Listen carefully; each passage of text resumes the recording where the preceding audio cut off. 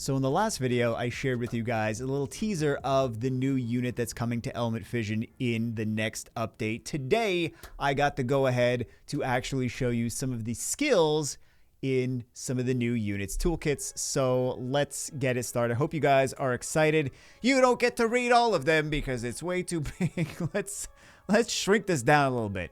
Let's shrink this down. Almost looks like one of the skills. Can you guys see this? Almost looks like one of the skills is Michael Jackson. Please be Michael Jackson animations. Oh my god, that would be amazing. It's too close. They can't just randomly start doing it now. But you never know, because some of these they take pop culture influences. So like the first level of the entire game, it was kind of influenced by early gaming.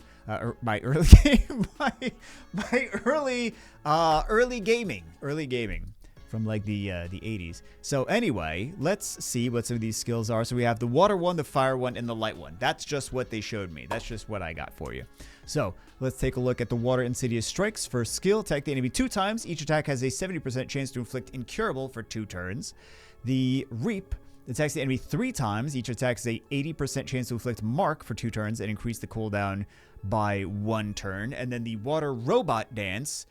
Remove all debuffs from all allies, recover 30% HP, then grant 1 stack nullify and 1 turn unyield. Kind of reminds me a little bit of, well, not exactly, but a little bit like Fedora. A little bit like Fedora. I think they said, is this a Nat 5? Now I'm trying to remember. I don't know if they said it was a Nat 5 or not. Maybe I just assumed it was a Nat 5 because they're like, new units. I'm like, well, other games make new units Nat 5s. I don't actually know. I don't think I know what star level these are. Maybe I think I just assumed, to be honest. But looks kind of Fedora-like so far. The fire one, Insidious Strikes, attack the enemy 2 times. Each attack has a 70% chance to inflict incurable for 2 turns. Boomerang Hat, attack the enemy and increase your action bar by 50%, damage based on your speed. After using other abilities during your turn, there's a 30% chance to automatically cast this ability. Interesting. It's kind of like the... I'm going to reference everything in Summoner's War terms. They're trying to make things less like Summoner's War characters, and they said that the longer the game goes on, the more they want to make like original, unique kind of things.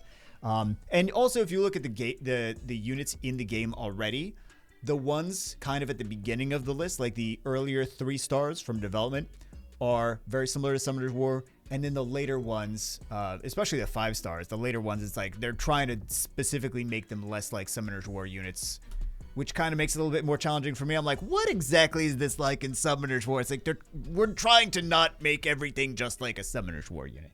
So, damage based on your speed, increased attack bar, and 30% chance to automatically cast it. The Inner Killer, at the start of your turn, has a certain chance to remove all debuffs and gain 300% critical damage during this turn. Okay, this got me nerfed immediately. 300 critical damage. I mean, you just put this in like every dungeon team. You just put this in every dungeon team. 300% critical damage. More debuffs you have, the higher the activation. Well, it's random, it's not guaranteed. The more debuffs you have. The more debuffs you have? So it's a cleanse and does 300% critical damage. Ridiculous. Additionally, your attacks will recover HP to the ally with the lowest HP ratio by 30% of the damage dealt. So you'd want to put this in against units that are super heavy debuffers. I don't know what the percentage chance that this is going to happen is, but if you're fighting units that have, maybe you make him a tanky bruiser. I think maybe that's the strategy, is you make him a tanky bruiser, and then as long as he survives, he's got all those debuffs, he cleanses everything, he makes himself like ridiculous amount of damage and nukes the world with 300% extra critical damage. Then we have the light one, Insidious Strikes, attack the enemy 2 times. Each attack has a 70% chance to inflict incurable for 2 turns. Then the Boomerang Hat, attack the enemy, increase your action bar by 50% damage based on your speed. After using other abilities during your turn, 30% chance to automatically cast this ability, just like the Fire one. And then we have the Killomatic 3000. Okay. Throw random items that are found in your hat to attack an enemy 4 times. Man, that's what I do every day. I just take things out and I throw them at my wife That's a joke. That's a joke. You guys gonna start calling the police? That's a joke. I don't actually do that. She is tougher than I am, and she could take me. So none of that. Throw random items found in your hat to attack the enemy 4 times. Cleaver attack inflicts defense down for 2 turns. Hammer defense. So I don't know why these are like tagged with attack, defense, HP, speed. I think maybe that they scale. Does the damage scale based on these different things, these stats? Like Cleaver scales based on attack, inflicts defense down. Hammer scales on defense, inflicts stun. Flask HP inflicts toxic for 2 turns. Grenade speed deals defense ignoring damage. That seems pretty solid. Kilomatic 3000. I mean, like, for me, I'm kind of seeing these units for like Abyss, but I don't know if I'm just like, that's mentally what I'm focused on right now, because I'm like, man, I need to build, like, before I made this video, I'm like, man, I need to build an Abyss team. So I'm like, oh, these could be good for Abyss, but I think guild content. I think that's what they're gonna be. That's what they're gonna be for.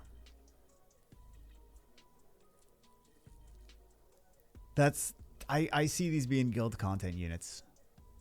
I don't know. I don't really see like a clear cut. Maybe you guys see something more than I do. I think they could be fairly flexible though. I'm at least more excited about them than I am with the tree assassin. That's for sure. Does dots to your team. Wait, why not the enemies? No. Your team does dots to your team. Okay, can I please, can I just stop getting that unit? That would be great. Just no more of that one, so I can get more of the units that are good that I don't have, like the Water Sky Police and the Tree Jedi Mickey Mouse. Anyway, that's it for this one. Hope you guys enjoyed it. Let me know what your thoughts are on the new skills. I will see you as always in the next one.